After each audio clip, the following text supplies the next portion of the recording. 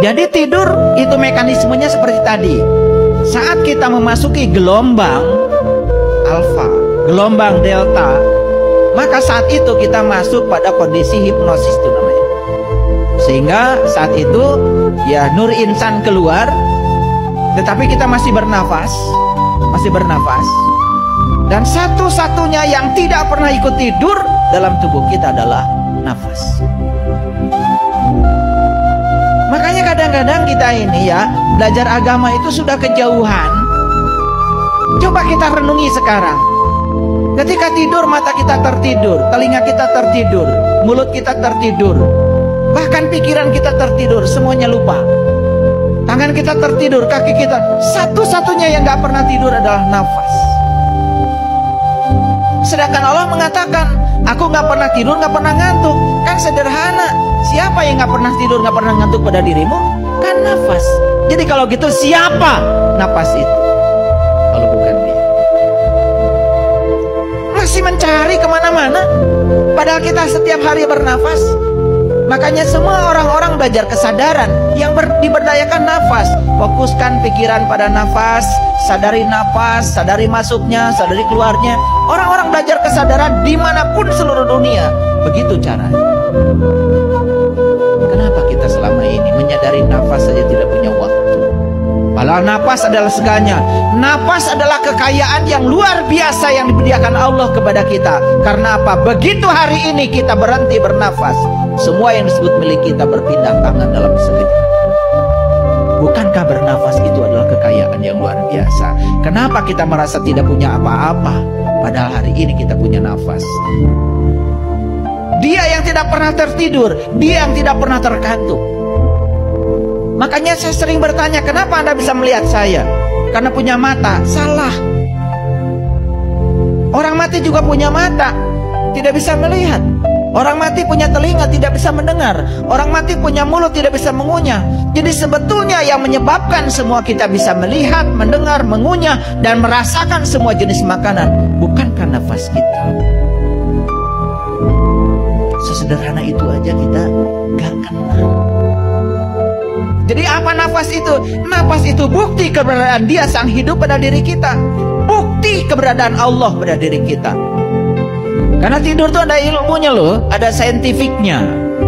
Nah ini saya jelaskan dulu supaya ngerti sedikit ya. Karena kita udah tidur bertahun-tahun ngertinya enggak. Maka Allah bilang dalam Al-Quran, Faiza sawaituhu wa nafakhtu fihi min ruhi faqa'u lahu sajidin. Ketika aku sudah selesai menciptakan tubuhmu, aku tiupkan ruh. Ternyata ruhku itu wujudnya adalah nur. Dalam tradisi Islam, nur itu dikenal tiga. Yang pertama Nurullah, cahaya Allah. Yang kedua Nur Muhammad, cahaya terpuji. Dan itu yang pertama Allah ciptakan sebelum menciptakan alam semesta. Begitu kata hadis qudsi. Dan yang ketiga adalah Nur Insan, cahaya insan, yang kemudian sering disebut dengan nafs atau diri atau jiwa. Jadi sebenarnya jiwa itu adalah bagian terkecil dari ruhku yang Tuhan tiupkan ke dalam diri kita. Nah jadi sebetulnya saat seseorang tidur, itu gelombang otaknya itu masuk di gelombang alfa. Jadi dari beta masuk ke alfa, masuk ke delta itu. Nah udah, disitulah kemudian tidur terjadi. Jadi tidur itu adalah Nurullah dan Nur Muhammad tinggal di dalam sebagai sang hidup, sedangkan Nur Insan keluar. Itu tidur. Jadi bangun tidur berarti Nur Insan kembali lagi memanunggal dengan yang tiga. Ini saintifiknya tidur. Karena banyak yang gak ngerti tidur itu apa. Saya tanya banyak sekali orang-orang yang cerita ini cerita itu, tanya tidur aja gak ngerti. Gitu. Nah oleh karena itu maka Nur Insan ini, jiwa kita ini, saat keluar dari tubuh kita, kemana dia pergi? Tergantung kualitas dari jiwanya. Jiwa yang kotor ketika tidur, dia akan bergabung dengan yang satu frekuensi dengan dia. Makanya mimpinya buruk. Jadi tidak mungkin jiwa yang kotor tiba-tiba ketemu para nabi, para rasul, para sunan, para wali, baru saja ceritain orang. Jadi kadang-kadang ada yang lucu. Banyak tamu datang ke rumah saya, tiba-tiba cerita, ya, ketemu nabi kek, ketemu rasul kek. Padahal baru saja membicarakan keburukan saudaranya sendiri. Ini macam apa? Orang yang masih menceritakan keburukan orang lain pasti bohong lah pertemuan itu. Karena tidak mungkin jiwa-jiwa yang kotor tiba-tiba keluar dari tubuh kemudian beresonansi dengan jiwa-jiwa yang suci. Gak mungkin, gak mungkin. Dan itu gampang sebetulnya kalau ingin mendeteksi orang yang bohong.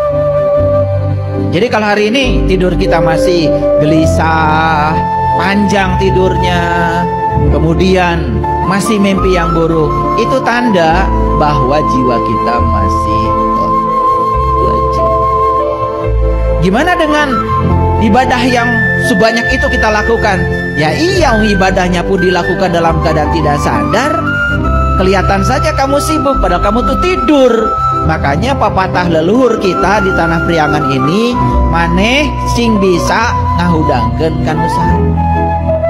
Jadi ngahudangkeun kanu sare artinya bukan orang yang sedang tidur secara fisik dibangunkan, bukan itu. Yang paling penting adalah orang-orang yang kelihatan sudah bangun pada sesungguhnya dia masih tidur.